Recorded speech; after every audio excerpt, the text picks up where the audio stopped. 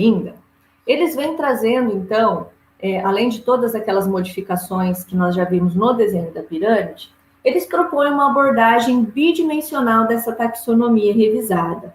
Como assim bidimensional? Porque eles olham por duas vertentes, aproveitando aquilo que foi proposto por Bloom, que seria a dimensão do processo cognitivo dividido em 6 níveis, do mais raso ao mais complexo. Aqui a gente colocou de forma invertida, e vocês já vão entender o porquê, né? Do lembrar ao criar, tá ali posto na vertical.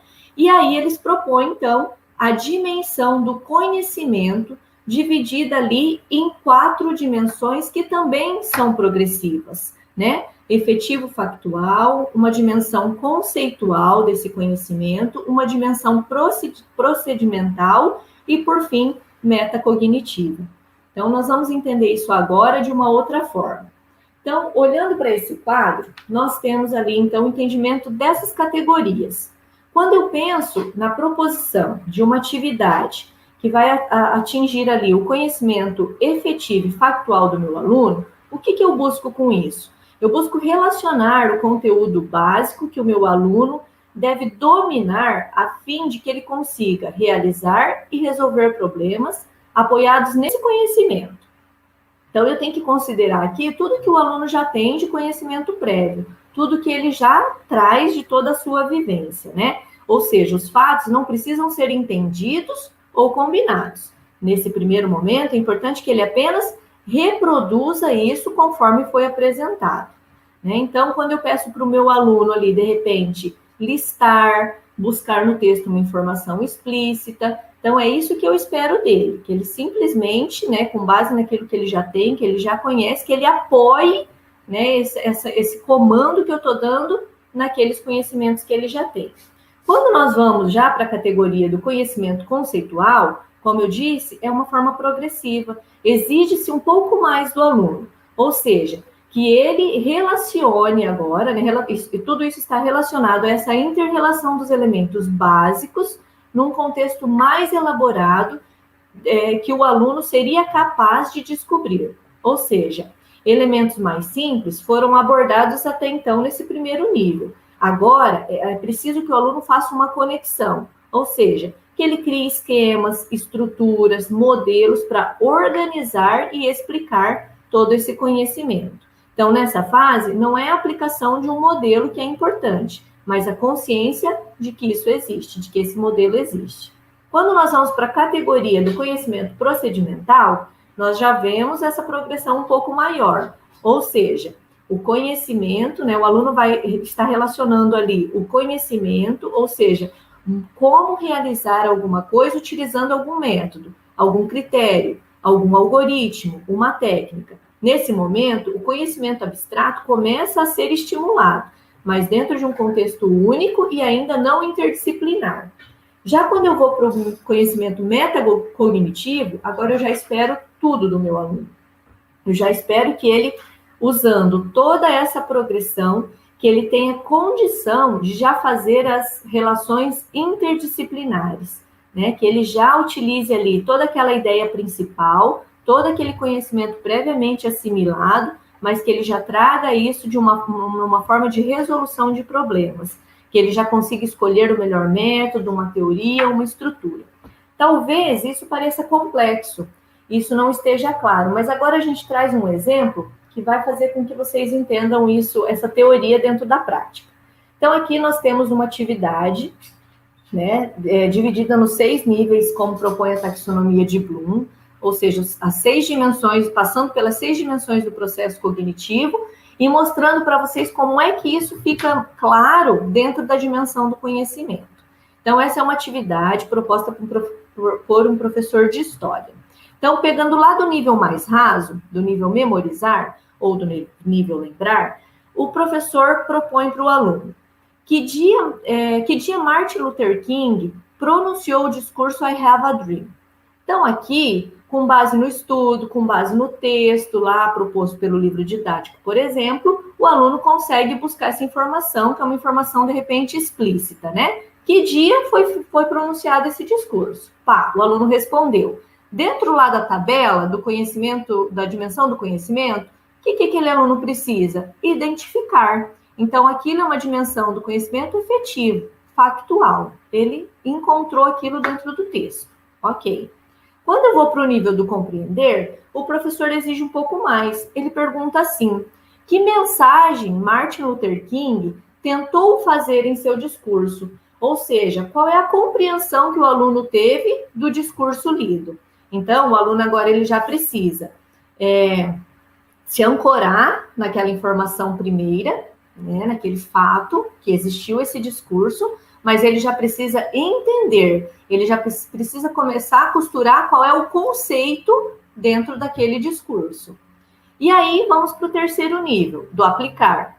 O professor então pede ao aluno, trace uma linha do tempo ilustrando os eventos marcantes na luta contra a discriminação racial aos Estados Unidos.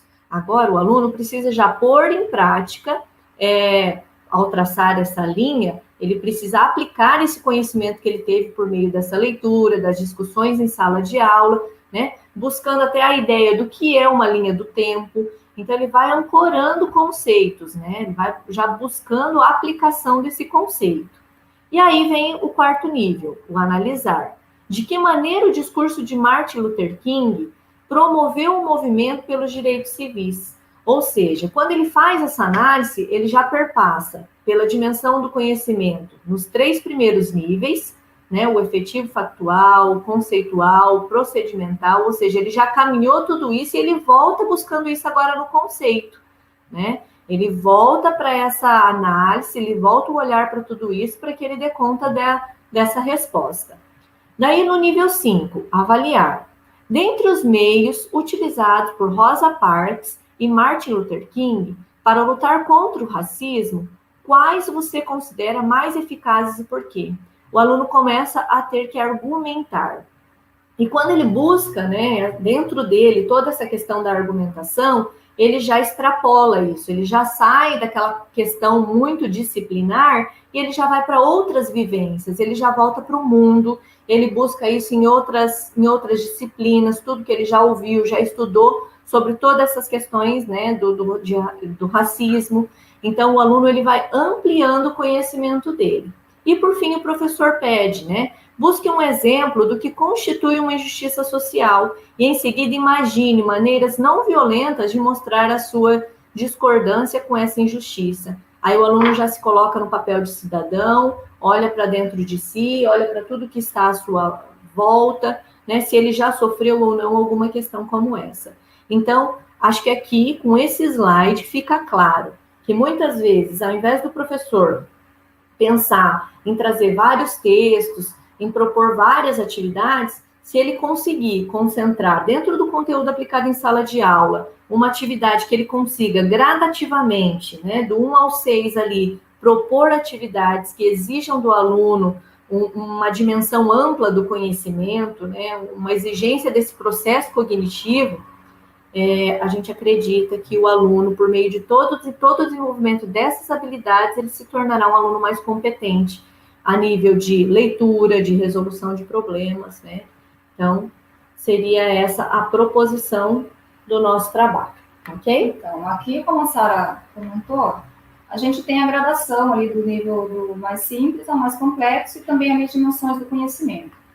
Não implica o professor também, de repente, fazer um trabalho em que ele comece por uma aplicação e depois ele conceitue, né, e ele volte. Então, assim, existe essa gradação, mas isso não é engessado. O professor ele pode pensar, dependendo do conteúdo e do componente curricular que ele está trabalhando, qual é a melhor estratégia, né, de acordo com a turma também que ele vai fazer aquele trabalho ali, qual a melhor estratégia que ele pode utilizar. De repente, ele pode começar de uma aplicação prática e depois voltar para a retomada do conceito, para a definição, né, estabelecendo ali, institucionalizando aquele conhecimento com o aluno, para daí poder chegar lá à avaliação, à análise e à criação.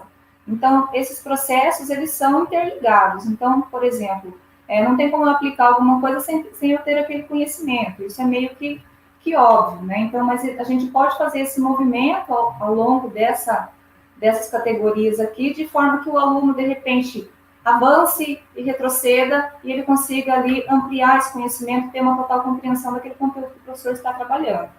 Isso, até porque quando a gente pensa nesse momento, né, desse ensino híbrido, a gente vem aí com a questão dos espaços, né, que o professor tem da aula, seria isso? Não, na verdade é das metodologias ativas, isso. Quando a gente pensa nas metodologias ativas, eu posso fazer esse processo inverso, porque eu posso partir de uma criação para depois seguir para a conceituação, né? Para o conceito, trazer o conceito para o aluno. Então, é importante também, isso que a Gisele traz, para não pensar nesse modelo simplesmente como engessado. A gente visualiza a pirâmide para uma organização mental e talvez para uma organização desse conteúdo, dessa proposição dos exercícios, mas não necessariamente que ela precisa ser assim, né? Porque as metodologias ativas mesmo, quando a gente pensa na sala de aula invertida, a gente faz esse processo inverso, né? O aluno busca a pesquisa para depois a gente discutir em sala o conceito.